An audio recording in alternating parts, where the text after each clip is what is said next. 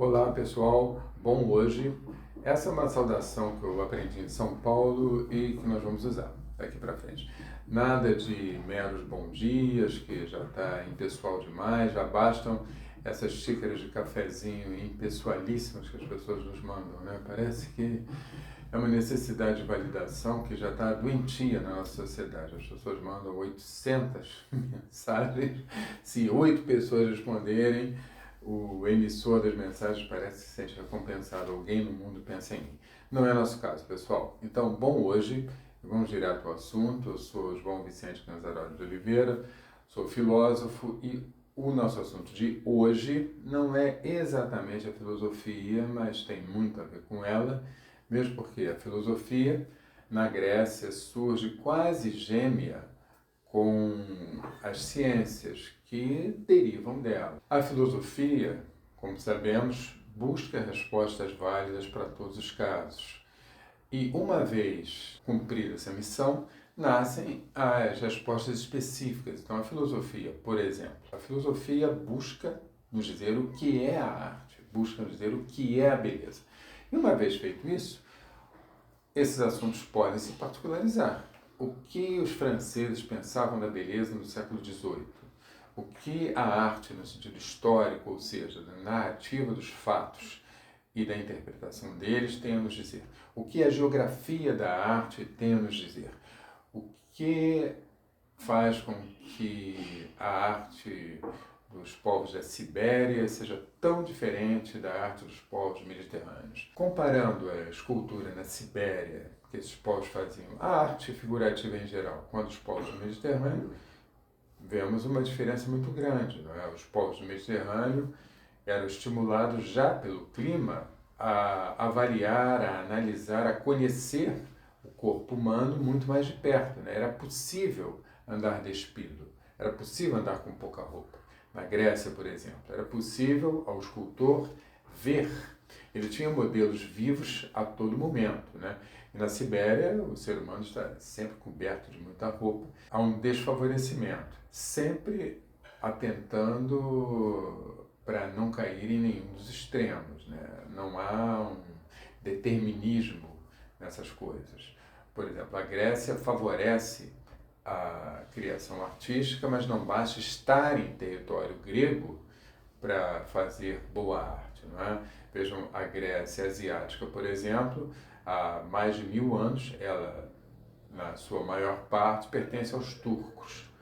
E os turcos, tanto quanto eu saiba, não se destacaram no campo artístico, no campo pictórico, nem no literário e nem no filosófico. Então não basta estar no local, é preciso aceitar o convite que esse local nos faz e produzir, e criar um mistério. É melhor que permaneça assim.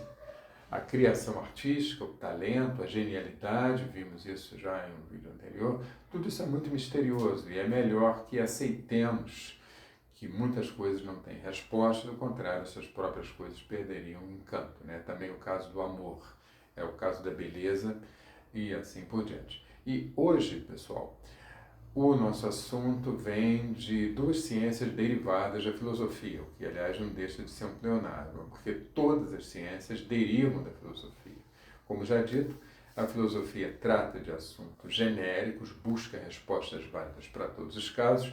Feito isso, os casos específicos vão para o perímetro das ciências. Então, portanto, a filosofia tenta nos dizer o que é a beleza, tenta nos dizer o que é a arte. E uma vez feito isso, torna-se possível tratar da arte de modo específico, fazer uma história da arte, fazer uma geografia da arte. Foi pensando nisso que, muito tempo atrás, eu comecei a escrever sobre esses assuntos e eis que agora me vejo como pai de gêmeos de celulose. Aqui estão eles, História e Geografia da Arte, e é uma tentativa de tratar do fenômeno artístico no tempo e no espaço, abrangendo da pré-história aos dias de hoje. O lançamento será no sábado que vem, no Mosteiro de São Bento, a partir de 8h30 da manhã. Vocês todos estão convidados. E, pois bem, o que é uma história e uma geografia da arte? De que maneira essas ciências se encadeiam juntas? Já elas nascem literalmente juntas. As duas são atribuídas, têm a sua paternidade atribuída a Heródoto, na Grécia Antiga. Embora Heródoto, ele mesmo admita que não é exatamente um pioneiro ali. Ele se baseou em Hecateu de Mileto. A diferença é que as histórias de Heródoto chegaram a nós inteiras. São das poucas obras gregas que chegaram inteiras até nós. Dos filósofos gregos, por exemplo, o único cuja obra inteira chegou até nós é Platão. Do teatro grego, nós temos 5%. Os três grandes, Eurípides, Sócrates e Ésquilo, mas tem vários outros cujos nomes nós conhecemos, por exemplo, graças à poética de Aristóteles, mas nenhuma obra dele sobreviveu. A escultura, a pintura praticamente toda se perdeu. Então,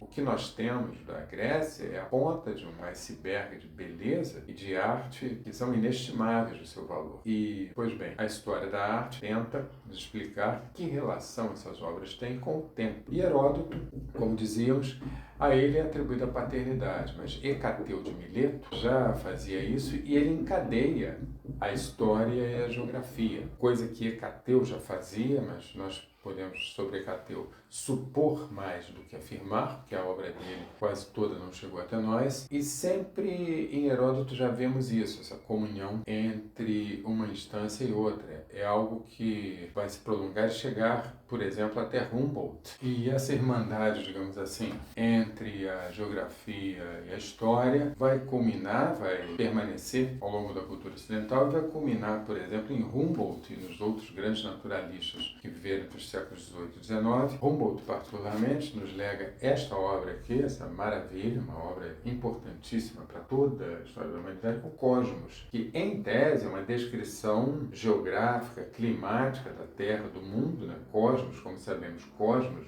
o grego, significa aquilo que é belo por excelência, né? E desde os filósofos pré-socráticos, é esse o nome dado ao mundo, que era considerado como a forma mais bela de todos, o próprio universo belo por excelência, daí vem cosmético, inclusive. E Humboldt, ao falar do mundo, ele não consegue deixar de falar da arte. A paixão dele era a natureza, mas ele era tão genial tão instruído que ele não consegue deixar de falar da arte. E nas suas colocações sobre arte são tão profundas, tão bem feitas, de fazer inveja a muitos historiadores da arte específicos. E que ele fala da arte da Ásia Central, dos povos da Ásia Central, da América, hoje América Espanhola, né? Pré-colombiana, tudo que ele descobre lá e comenta é magnífico, né? De fazer inveja a muito livro de história da arte, a muito livro de antropologia. E, portanto, é indissociável o aspecto geográfico do aspecto histórico. Então, por exemplo, quem quiser conhecer a arte dos povos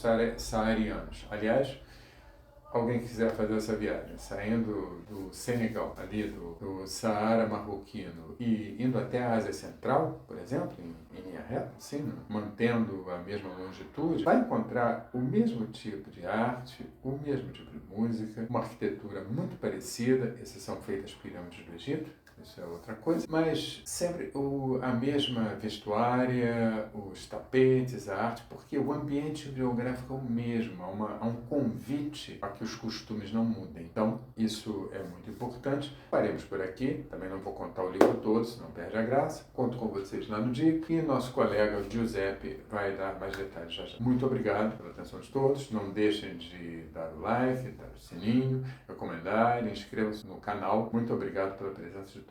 Até a próxima. Olá pessoal, tudo bem? Meu nome é Giuseppe Fragoso, sou da equipe do professor João Vicente e eis aqui um trecho do livro do professor. Considerando que a arte é um produto humano que nasce num tempo e num espaço determinados, é de se estranhar a falta de livros que contemplem igualmente a sua dimensão histórica, ou seja, temporal, e a geográfica, isto é, espacial.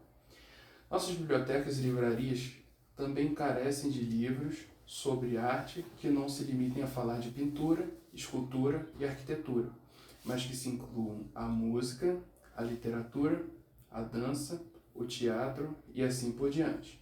História e geografia da arte.